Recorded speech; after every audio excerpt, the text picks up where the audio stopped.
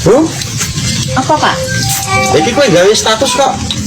Ora usah ngurusi cocote tangga iki maksudmu piye?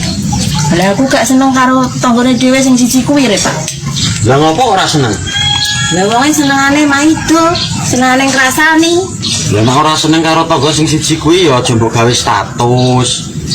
Lah nek tangga kiwa tengene dhewe melok rumangsa piye terus? Alah, iwak teri, iwak paus. Opo kuwi? Ora urus. Mbak, sampean nyapa nguyuh kok ndodok. Sebelumnya tak jawab sama tak tekoni dhisik. Lah wong kene tekok urung dijawab kok tekok genteni piye karepe jan. Sama dhewe iki lek nguyuh iki nyapa kok dadak karo gedek-gedek karo kecil-kecil ngono karo mbok selentik ibaratnya nyapa. Nyapa jelasane nyapa. Kuwi ngono ben kaget. Nek kaget kan ndang metu.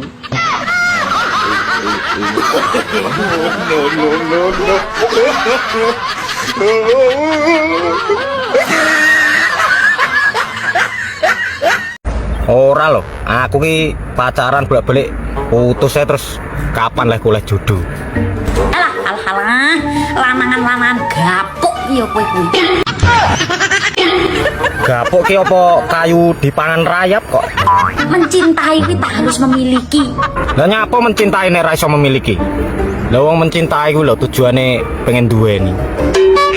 Dadi ngene lho, cuk, gamput nang. Piye? Dadi wong kuwi kudu duwe first impression. Kayak apa neh first impression. Nek ketok arep apel wedokan ngono kuwi, mbok yo raup, ya to adus. Lah nek dasare rupane ireng lho, masih adus ping 17 lho. Rupane yo panggah ireng. Ora mungkin arep malih resik, ora mungkin. Ngono iki diraupi, gawe deodoran, ben ambung ora ting celengit. Lho kok jaran. Dasare wong cethil ora iso jak gentenan. Sopo? Tanggoku no. Lah ngopo? Lah mosok biyen aku pas tuku motor anyar, tuku mobil anyar, dhek iku ora nembung. Terus tak tawani, tak kon nyoba. Ben ngerti rasane, ya toh? Lah terus apa? Lah saiki lho, dhek iku kok duwe bojo anyar kan aku meneng wae piye? Terus kan piye?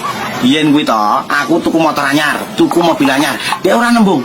Wis, tak tawani, tak kon nyoba. Gak ngerti rasane. Lho berbagi kebahagiaan ta, Jon? Lah terus kan piye? Lah ya saiki dhek iku lho, duwe bojo anyar kok kan aku meneng wae. Terus piye? Mosok aku nembung.